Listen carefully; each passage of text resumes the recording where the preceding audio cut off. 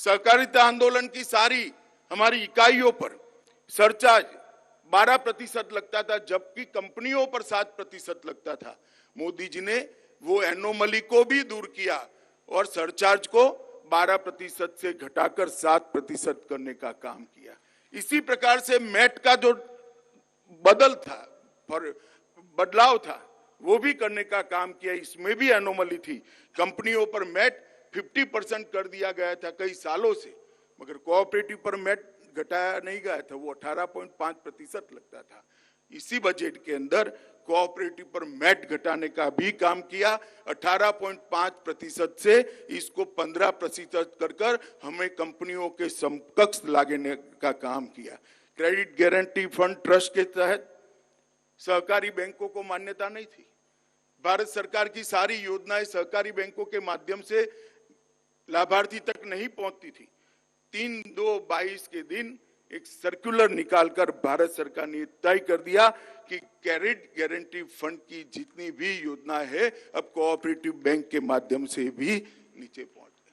Cabinet सचिव की अध्यक्षता में भारत सरकार के सभी सचिवों का एक मीटिंग हुआ और भारत सरकार के सभी मंत्रालय में सहकारिता को कहां प्राथमिकता मिल सकती है, इसके लिए एक पूरे दिन की बैठक कर इसको परिणाम लक्षी बनाने का प्रयास किया गया और कई फैसले अभी पाइपलाइन में हैं। इसी बजट में घोषणा की गई है कि पैक्स 65,000 से ज्यादा पैक्स जो आज कार्यरत हैं वो सभी को उसका कंप्यूटराइजेशन करने का काम भारत सरकार और नाबार्ड साथ में मिलकर करने वाले। एक क्रांतिकारी कदम हमारी त्रिस्तरीय कृषि एग्रीकल्चर फाइनेंस क्रेडिट सिस्टम के लिए होने वाला है। पैक्स का भी एक ही प्रकार का सॉफ्टवेयर होगा अकाउंट का, डिस्ट्रिक्ट कोऑपरेटिव बैंक का भी एक प्रकार का होगा, स्टेट कोऑपरेटिव बैंक का भी एक प्रकार से होगा और नाबार्ड का भी एक प्रकार का सॉफ्टवेयर होगा। नाबार्ड के कंप्यूटर के अंदर हर पैक्स का दैनंदिन जो व्यापार होता है, जो रिकवरी होती है, वो सब नाबार्ड तक पहुंचेगी। इससे पारदर्शिता इतनी आएगी कि पैक्स बंद करने का हमारा समय ही नहीं आएगा। नई सहकार नीति बनाने के लिए भी भारत सरकार ने सुझाव मांगना शुरू किए हैं। कई सारी सहकारी संस्थाओं के साथ हमने मीटिंग करी है, वेबसाइट पर भी सुझाव मांगे हैं। एक सहकारिता का डेटा बैंक आज तक देश में नहीं था। पैक्स हो, मछली पालन की सहकारी समितियां हो, दुग्ध उत्पादन सहकारी समितियां हो, घास चारा इकट्ठा करने वाली महिलाओं की सहकारी समितियां हो या फिर किसी भी प्रकार की सहकारिता समिति हो, उसका एक बड़ा डेटा बैंक भी भारत सरकार अभी बनाने जा रही है। और पैक्स को बहुउद्देशीय बनाने के लिए भी भारत सरकार काम कर रही है। ऑर्गेनिक कृषि उत्पादों के मार्केटिंग के लिए आज कोई व्यवस्था नहीं है। अमूल के तत्वाधान में भारत सरकार ने इनिशिएटिव लिया है। अमूल कुछ ही समय के अंदर एक पहली इसकी लेबोरेटरी गांधीनगर के हमारे अमूल फेड की डेयरी के अंदर बनाएगी और धीरे धीरे इसका विस्तार करते करते हर जिले में इसकी लेबोरेटरी बनने से सर्टिफाइड ऑर्गेनिक कृषि उत्पाद लोगों के पास पहुंचेंगे तो किसान को इसका फायदा मिलने की बहुत बड़ी संभावना है। एक बड़ा नेटवर्क भी बनने जा रहा है और कोऑपरेटिव बेस पर ये नेटवर्क बनेगा। इसी प्रकार से multi state cooperative society act के अंदर भी हम ढेर सारे सुधार करने जा रहे हैं। मित्रों, ये जो नई शुरुआत हुई सहकारिता मंत्रालय श्रीमान नरेंद्र मोदी जी के बनाने के बाद, मुझे लगता है इसके बाद जो बदलाव आने वाले हैं, हमारी रिक्रूटमेंट के अंदर भी पारदर्शिता आएगी, हमारी परचेज के अंदर भी पारदर्शिता आएगी, हमारी ऑडिट की सिस्टम को भी बदलने के लिए हम सभी राज्यों से चर्चा कर रहे हैं। ये सारी चीजें जब हो जाएगी, सहकारी आंदोलन की विश्वसनीयता देश की जनता में बढ़ेगी और एक नए प्राण लेकर सहकारिता आंदोलन फिर से एक बार मोदी जी के $5 ट्रिलियन के स्वप्न को साकार करने के लिए, इसके अंदर कंट्रीब्यूशन करने के लिए सज्ज होकर खड़ा होगा। आज नैनो यूरिया लिक्विड फॉर्म में इसका भी आज यहाँ पर मोदी जी के हाथ से लोकार्पण होने वाला है। बहुत सारे फायदे हैं, प्रधानमंत्री जी स्वयं बताने वाले हैं। इससे हमारी भूमि भी बचेगी, पानी भी बचेगा, हवा भी प्रदूषित नहीं होगी, किसानों का स्वास्थ्य भी सुरक्षित रहेगा और एक बैग की जगह 500 ml की छोटी सी बोतल अपने कुर्ते के पॉकेट में डालकर किसान घर पे जा पाएगा, कोई ट्रांसपोर्टेशन की जरूरत नहीं पड़ेगी और बहुत सारा श्रम भी इससे बचने वाला है। और यूरिया जब हम डालते हैं तब 25% यूरिया ही उत्पाद बढ़ाने के काम में आता है, 75% यूरिया हवा में पिघल जाता है। जब नैनो यूरिया का यूटिलाइजेशन करेंगे 99% यूरिया हमारे उत्पाद बढ़ाने के काम में आएगा और 100% उपज बढ़ाने का एक बहुत नया तरीका इफ्को के साइंटिस्टों ने ढूंढा है। मैं आज इस अवसर पर इफ्को को और उनकी इस प्रकल्प के अंदर जो साइंटिस्ट लगे हैं उनको, और इसमें बहुत सारा इनिशिएटिव मोदी जी के मार्गदर्शन में हमारे मंत्री मनसुख भाई ने लिया है, उनको भी बहुत बहुत साधुवाद और धन्यवाद देता हूं। आप सबको मैं इतना ही आश्वस्त करना चाहता हूं, मोदी जी के नेतृत्व में भारत सरकार और भूपेंद्र भाई के नेतृत्व में गुजरात सरकार सहकारिता आंदोलन को मजबूत करने के लिए कोई कसर नहीं छोड़ेगी। इतनी बात कर मेरी वाणी को विराम देता हूं। वंदे मातरम। धन्यवाद माननीय मंत्री महोदय आपका, आपके मार्गदर्शक वक्तव्य के लिए। नवी ज माटी नवा ज मूळ नवी महक छे આજે સહકારથી સમૃદ્ધિનો મંત્ર ગુજરાત શ્વસે છે આજે। ગુજરાત રાજ્યના માનનીય મુખ્યમંત્રી શ્રી ભૂપેન્દ્રભાઈ પટેલ પ્રત્યેક ક્ષેત્રમાં સર્વસમાવિષ્ટ વિકાસ સાધવા કર્તવ્યબદ્ધ છે। આપને માનનીય મુખ્યમંત્રી શ્રી આમંત્રિત કરીએ છીએ આપના વક્તવ્ય માટે।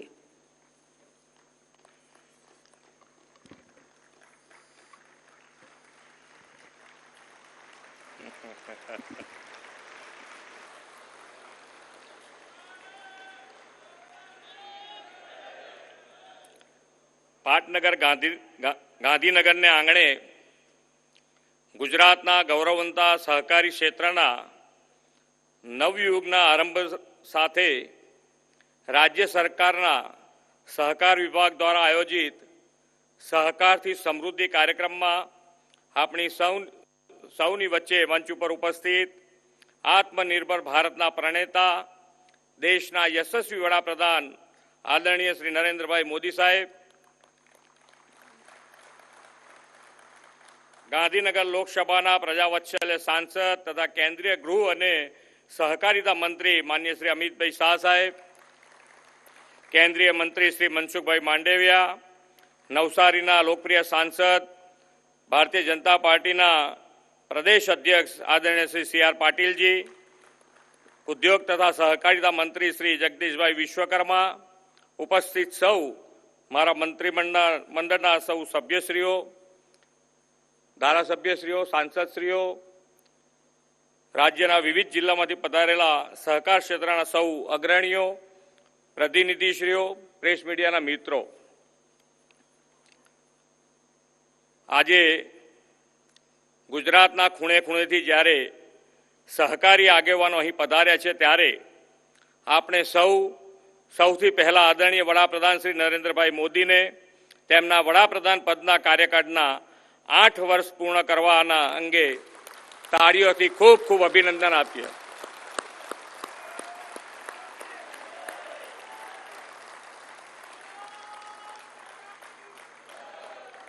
આ 8 વર્ષમાં દેશના તમામ ક્ષેત્રોની કાર્યપ્રણાલીમાં પરિવર્તન આવ્યું છે। હવે ગરીબોને તેનો હક માંગવાનો નથી પડતો, સીધો તેના ખાતામાં જમા થાય છે। આ 8 વર્ષમાં લોકોને અનુભૂતિ થઈ કે દેશના ઇતિહાસમાં પહેલીવાર દેશ ચલાવવા નહીં પરંતુ દેશમાં બદલાવ લાવવાવાળી સરકાર લોકોને મળી છે। આદરણીય વડાપ્રધાનશ્રીના 8 વર્ષના કાર્યકાળમાં અનેક ઐતિહાસિક નિર્ણયો થયા, જેમાંનો એક છે આઝાદી પછી દેશમાં વર્ષો પછી નવા સહકારિતા મંત્રાલયની શરૂઆત। આ નવા મંત્રાલયની જવાબદારી સહકાર ક્ષેત્રનો બહોળો અનુભવ, જ્ઞાન અને વહીવટી કુશળતા ધરાવતા આપણા સૌના શ્રી અમિતભાઈ શાહને સોંપવામાં આવી. નવા સહકારિતા મંત્રાલયની શરૂઆત થતાં પ્રધાનમંત્રીશ્રીના દિશાનિર્દેશનમાં શ્રી અમિતભાઈના નેતૃત્વમાં સહકાર ક્ષેત્રમાં અનેકવિધ નીતિ વિષયક નિર્ણયો લેવાઈ રહ્યા છે, જેના પરિણામે પોટેન્શિયલવાળા સહકારી એકમોની પ્રગતિને વેગ મળી રહ્યો છે. તેનું ઉત્તમ ઉદાહરણ છે સહકારી બેંકને આરબીઆઈના દાયરામાં લાવવામાં આવી, જેથી સહકારી બેંકના ગવર્નન્સમાં સુધાર આવી રહ્યો છે અને ડિપોઝિટર્સને વિશ્વાસ પણ વધી રહ્યો છે. તાજેતરના કેન્દ્રીય બજેટમાં વડાપ્રધાનશ્રીએ દેશની કોઓપરેટિવ સોસાયટીઓ માટે વૈકલ્પિક લઘુત્તમ કર ઘટાડીને 15% કરી આપ્યો છે. આ વર્ષના બજેટની જોગવાઈ મુજબ 1 થી 10 કરોડ સુધીની આવક ધરાવતી કોઓપરેટિવ સોસાયટીઓ પરનો સરચાર્જ 12%થી ઘટાડીને 7% કરી દેવામાં આવ્યો છે. દેશની પ્રાઇવેટ કંપનીઓ અને કોઓપરેટિવ સોસાયટીઓ બંને માટે સમાન કર લાગુ કરી લેવલ પ્લેઇંગ ફિલ્ડ તૈયાર કરી આપવા માટે આદરણીય વડાપ્રધાન શ્રી અને સહકારિતા મંત્રી શ્રી અમિતભાઈના આપણે સૌ આભારી છીએ. ગુજરાતની વાત કરીએ તો ગુજરાત આઝાદી પહેલા અસહકારમાં અગ્રીમ હતું, તે જ ગુજરાત આઝાદી પછી સહકાર ક્ષેત્રમાં અગ્રણી બન્યું છે. રાજ્યના સહકાર ક્ષેત્રમાં 83,000થી વધુ મંડળીઓ કાર્યરત છે. તેમાં અંદાજે 2,31,00,000 સભાસદો જોડાયેલા છે. આપણું સહકારિતા ક્ષેત્ર કેટલું વિશાળ છે તે આંકડા ઉપરથી ફલીભૂત થાય છે. કદાચ એટલે જ એવું કહી શકાય કે દર ત્રીજો ગુજરાતી સહકાર ક્ષેત્ર સાથે જોડાયેલો છે. ગુજરાત સહકારી પ્રવૃત્તિનું તીર્થ સ્થાન ગણાય છે. મિત્રો, સહકાર ક્ષેત્ર અને સંસ્થાઓ સીધી જ જન સાથે જોડાયેલી છે. એમાં પણ ખાસ કરીને ગ્રામ્ય અર્થતંત્ર સાથે જોડાયેલી છે. ગ્રામ્ય અર્થતંત્રમાં ખેડૂતો, પશુપાલકો અને મહિલા ઉદ્યમીનો ફાળો મહત્વનો રહેલો છે. મહિલા સશક્તિકરણનું સૌથી મોટું ઉદાહરણ ગુજરાતની સહકારિતા ક્ષેત્ર છે. આજે વડાપ્રધાન શ્રી ઇફકોના નેનો યુરિયાનું પણ લોન્ચિંગ કરવાના છે. ગુજરાતમાં આપણે ઇફકો સાથે સંયોજન કરીને ડ્રોન ટેકનોલોજીના ઉપયોગથી ખેડૂતોના ખેતરમાં નેનો યુરિયા છંટકાવ કરવાની પહેલ કરવાના છે. આના પરિણામે ખેડૂતોને મજૂરીનો ખર્ચ ઘટશે, એક સરખું યુરિયા પાકને મળશે. એટલું જ નહીં, આયાતી યુરિયા પાછળ જે વિદેશી હુંડિયામણ ખર્ચ થતો હતો તે પણ બચી જશે. વડાપ્રધાન શ્રી નરેન્દ્રભાઈ મોદીએ આત્મનિર્ભર ભારત માટે જે કોલ આપેલો છે તેને આ નેનો યુરિયાના ડ્રોન ટેકનોલોજીથી છંટકાવ દ્વારા ગુજરાત સરકાર સાકાર કરવા અગ્રેસર રહેશે. સેવા મંડળી, ક્રેડિટ મંડળી, મહિલા મંડળી, મચ્છી મંડળીને કારણે દલિત, ગરીબ, પછાત, ઉપેક્ષિત ખેડૂતો અને શ્રમિકો આર્થિક રીતે પગભર અને સમૃદ્ધ થયા છે. સહકારી પ્રવૃત્તિ દ્વારા ગુજરાતે માઇક્રો અને મેક્રો બંને સ્તરે પોતાની કડી કંડારી છે. સહકાર એ લોકશાહીનો આધાર છે અને ગ્રામ્ય અર્થતંત્રનો ધબકાર છે. મિત્રો, આજે ગુજરાતમાં પ્રાકૃતિક ખેતી તરફ ખેડૂતોને પ્રેરિત કરવાનું એક અભિયાન ચાલી રહ્યું છે. આદરણીય વડાપ્રધાનશ્રીના સૂચન પ્રમાણે ગામમાં ઓછામાં ઓછા 75 પ્રાકૃતિક ખેતી કરતા ખેડૂતો તૈયાર કરવાની દિશામાં આપણે કામ આરંભ્યું છે. આ અભિયાનને સાર્થક કરવા માટે સહકાર મંત્રી શ્રી અમિતભાઈ શાહે પ્રાકૃતિક ખેતીથી થતી ખેતી પેદાશોના વેચાણમાં સહકાર ક્ષેત્રનો સહયોગ લઈને લોકલ પ્રોડક્ટને ગ્લોબલ માર્કેટ આપવાનો રાહ આપણને બતાવ્યો છે. પ્રાકૃતિક ખેતી ક્ષેત્રને પણ સહકાર ક્ષેત્રના આ યોગદાનથી મોડેલ સ્ટેટ બનશે તેવું હું માનું છું. આદરણીય વડાપ્રધાન શ્રી નરેન્દ્રભાઈ મોદીના માર્ગદર્શન હેઠળ દેશમાં આત્મનિર્ભરતાની મુહિમ ચાલી રહી છે. આપણે સહકારના બળે આત્મનિર્ભર ગુજરાત દ્વારા આત્મનિર્ભર ભારત સાકાર કરવું છે. વડાપ્રધાનશ્રીની પ્રેરણાથી દેશ જ્યારે આઝાદીનો અમૃત મહોત્સવ ઉજવી રહ્યો છે ત્યારે મને વિશ્વાસ છે કે સહકારિતાનું અમૃત દેશના આર્થિક વિકાસને વેગ આપશે. એવા વિશ્વાસ સાથે વિરમું છું. ભારત માતા કી જય. વંદે માતરમ. જય જય ગરવી ગુજરાત. આભાર માનનીય મુખ્યમંત્રી શ્રી આપનો, આપના જોમવંતા સંબોધન માટે. સહકારી ટાઇટન उर्वरक सहकारी संस्था इफ्को एक अभिनव पर्यावरण अनुकूल विश्व का सर्वप्रथम इफ्को नैनो तरल यूरिया का उत्पादन इकाई कलोल में शुरू करने जा रही है, जो विश्व भर के किसानों के लिए एक वरदान रहेगा. नैनो तरल यूरिया का ये साहस माननीय प्रधानमंत्री जी के आत्मनिर्भर भारत की कल्पना को साकार करने की दिशा में एक ठोस कदम है। आमंत्रित करते हैं माननीय प्रधानमंत्री जी को कि आप रिमोट का बटन दबाकर इफ्को नैनो तरल यूरिया कलोल इकाई का विधिवत डिजिटल लॉन्चिंग करें।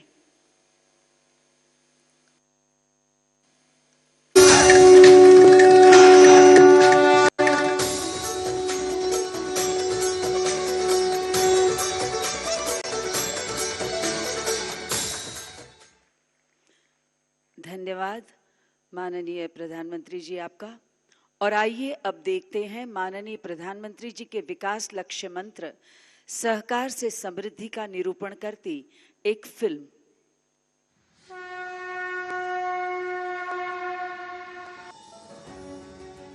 ખેડૂતનું સ્મિત સદાય ટકી રહે અને વધતું રહે તેવા ઉમદા હેતુથી ગુજરાતમાં સહકારી પ્રવૃત્તિનો પ્રારંભ થયો।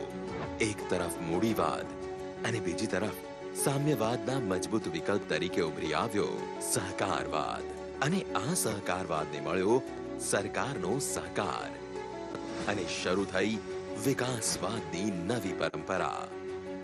માનનીય પ્રધાનમંત્રી શ્રી નરેન્દ્રભાઈ મોદીના શબ્દોમાં કહીએ, सहकारिता एक कायदाकीय जोगवाई नहीं, सहकारिता एक बंधारणीय माળખું नहीं, पण सहकारिता एक स्पिरिट, सहकारिता एक संस्कार। પ્રધાનમંત્રી શ્રીએ સહકારના આ સંસ્કાર અને સ્પિરિટને વધુ સક્ષમ, સહજ, સરળ અને સર્વવ્યાપક બનાવવા સહકારી પ્રવૃત્તિ અને સહકારી આંદોલનને રાષ્ટ્રવ્યાપી બનાવવા સહકાર મંત્રાલયની રચના કરી। માનનીય પ્રધાનમંત્રી શ્રીના વિઝનને ઇમ્પ્લિમેન્ટ કરવાની જવાબદારી મળી શ્રી અમિતભાઈ શાહને કે જેઓ સહકારી ક્ષેત્રની ઊંડાણમાં સૂઝબૂઝ ધરાવે છે અને વહીવટી રીતે કુશાગ્ર છે। ભારતની એકતાના પર્યાય એવા સરદાર વલ્લભભાઈ પટેલની દીર્ઘદ્રષ્ટિના કારણે વિદેશી ડેરી સામેના અસહકાર આંદોલન થકી ગુજરાતમાં દૂધ ક્ષેત્રે સહકારી પ્રવૃત્તિ શરૂ થઈ અને જેમાં નિમિત્ત બન્યા ત્રિભુવનદાસ પટેલ જેવા તપસ્વી સહકારી આગેવાનો, 24 દૂધ સંઘો, 36 લાખ સભાસદો, દરરોજનું 2 થી 2.5 કરોડ લીટર જેટલા દૂધની પ્રાપ્તિ અને દૈનિક રૂપિયા 125 કરોડની પશુપાલકોની ચૂકવણી થકી થયો ગુજરાતની ગ્રામીણ આર્થિક સમૃદ્ધિમાં વધારો। પરિવારની બમણી આવકની સંકલ્પના ચરિતાર્થ થઈ। ઘરની આર્થિક પ્રવૃત્તિમાં પુરુષ અને મહિલા બંનેની સહભાગીદારીતા થઈ। મહિલા સશક્તિકરણ અને સર્વાંગીણ સમૃદ્ધિના ફળ આ સહકારી અર્થતંત્રના કારણે પ્રાપ્ત થયા। પરિણામ સ્વરૂપ ઊભી થઈ વિકાસની પરંપરા કે જે દિયોદરથી વારાણસી અને વારાણસીથી વિદેશ સુધી પહોંચી રહી છે। ગુજરાતના સહકારી માળખા થકી ગુજરાતના ખેડૂતોને 0% વ્યાજે ટૂંકી મુદતનું ખેત ધિરાણ પ્રાપ્ત થઈ રહ્યું છે, જેનો લાભ ગુજરાતના 25 લાખથી વધુ ખેડૂતોને મળી રહ્યો છે। For the farmer, by the farmer અને ઓફ ધ ફાર્મર તરીકે કાર્ય કરતી રાજ્યની 224 બજાર સમિતિઓમાં ખેડૂત પ્રતિનિધિઓની સંખ્યા 8ના બદલે 10 કરીને ખેડૂતના અવાજને આવકાર આપવામાં આવ્યો છે। માનનીય પ્રધાનમંત્રી શ્રીનું સ્વપ્ન હતું કે તલાલાની કેરી તિરુવનંતપુરમમાં વેચાય અને આસામનું ખેત ઉત્પન્ન અમદાવાદમાં। આ દીર્ઘદ્રષ્ટિના પરિણામ સ્વરૂપ શરૂ થઈ ઈ નામ યોજના। આજે ગુજરાતની 122 બજાર સમિતિઓ ઈ નામ સાથે જોડાઈ છે। ગુજરાતની 13 ખાંડ સહકારી મંડળીઓમાં વાર્ષિક 102 લાખ મેટ્રિક ટન જેટલી શેરડીનું પિલાણ થાય છે। આ ખાંડ સહકારી મંડળીઓ સાથે ગુજરાતના 4,50,000 ખેડૂતો જોડાયેલા છે। કોરોનાના કપરા કાળમાં રાજ્ય સરકાર દ્વારા આત્મનિર્ભર ગુજરાત સહાય યોજના હેઠળ શ્રમિકો, નાના વેપારીઓ અને કારીગરોને કોઈપણ જાતના તારણ વિના રૂપિયા 2,500 કરોડની લોન આપવામાં આવી।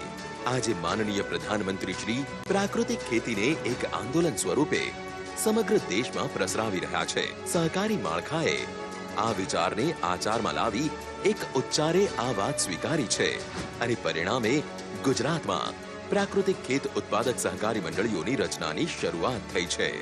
ગુજરાતની સહકારી પ્રવૃત્તિ હવે બિનપરંપરાગત ક્ષેત્રોમાં આગળ વધી રહી છે અને માનનીય પ્રધાનમંત્રીશ્રીએ ગ્લાસગો ખાતે યોજાયેલ COP 26માં કરેલ સંકલ્પને પરિપૂર્ણ કરવામાં પોતાની નાની પણ મહત્વની ભૂમિકા અદા કરી છે. ગુજરાતના માનનીય સહકાર મંત્રી શ્રી જગદીશભાઈ વિશ્વકર્માના માર્ગદર્શન હેઠળ યોજાયેલ સહકાર ખાતાની ચિંતન શિબિરમાં સહકારી ક્ષેત્રમાં નવા આયામો સર કરવા માટેનો રોડ મેપ તૈયાર કરવામાં આવ્યો. સહકારી પ્રવૃત્તિ ઘણી બધી વૈશ્વિક અને આર્થિક સમસ્યાઓના સમાધાનના શ્રેષ્ઠ વિકલ્પ તરીકે ઉભરી રહી છે. ત્યારે આવો સહકારના આ સ્પિરિટને છેવાડાના માનવી સુધી લઈ જઈને માનનીય પ્રધાનમંત્રી શ્રીના આત્મનિર્ભર ભારત અને માનનીય મુખ્યમંત્રી શ્રીના આત્મનિર્ભર ગુજરાતથી આત્મનિર્ભર ભારતના મંત્રને ચરિતાર્થ કરીએ અને સહકાર અને સરકારના સુભગ સમન્વયથી આઝાદીના 75મા વર્ષે સહકારથી સમૃદ્ધિ લાવીએ.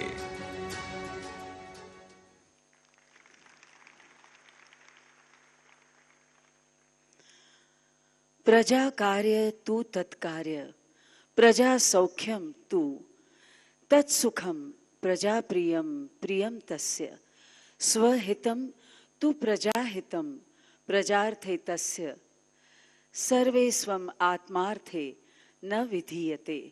जिनके लिए प्रजा का सुख स्वयं से भी ऊपर है, ऐसी आपकी कार्यशैली से पूरा विश्व प्रभावित है और आज आप सबसे लोकप्रिय ग्लोबल लीडर हैं, जिसका लाभ गुजरात को तो पिछले 21 सालों से हुआ है.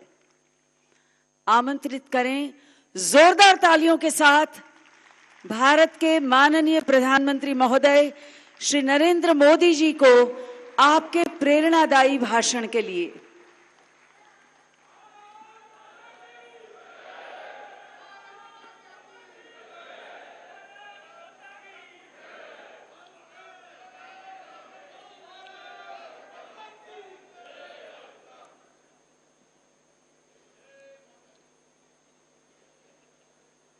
भारत माता की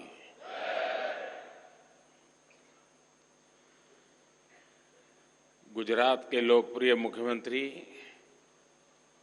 श्री भूपेंद्र भाई पटेल, केंद्रीय मंत्रिमंडल में मेरे सहयोगी अमित भाई शाह, मनसुख भाई मांडविया, संसद में मेरे साथी CR पाटिल, गुजरात सरकार में मंत्री जगदीश भाई विश्वकर्मा, सांसदगण, विधायकगण, गुजरात सरकार के सभी मंत्रीगण, सहकारिता आंदोलन से जुड़े सभी वरिष्ठ महानुभाव, इफ्को प्रीमाइसिस में भी एक बड़ा कार्यक्रम इसके साथ पैरेलल चल रहा है, वहां उपस्थित इफ्को के चेयरमैन दिलीप भाई, इफ्को के सभी साथी, देश भर में लाखों स्थानों पर आज सारे किसान गुजरात के गांधीनगर के महात्मा मंदिर से जुड़े हुए हैं. मैं उन सभी किसानों को भी नमस्कार करता हूं. आज यहां हम सहकार से समृद्धि की चर्चा कर रहे हैं. सहकार गांव के स्वावलंबन का भी बहुत बड़ा माध्यम है और उसमें आत्मनिर्भर भारत की ऊर्जा है. आत्मनिर्भर भारत के निर्माण के लिए गांव का आत्मनिर्भर होना बहुत आवश्यक है और इसलिए पूज्य बापू और सरदार साहब ने जो रास्ता हमें दिखाया, उसके अनुसार आज हम मॉडल कोऑपरेटिव विलेज उस दिशा में आगे बढ़ रहे हैं। गुजरात के ऐसे 6 गांव चिन्हित भी किए गए हैं जहां पूरी तरह से कोऑपरेटिव व्यवस्थाएं लागू की जाएगी। साथियों, आज आत्मनिर्भर कृषि के लिए देश के पहले नैनो यूरिया प्लांट का लोकार्पण करते हुए भी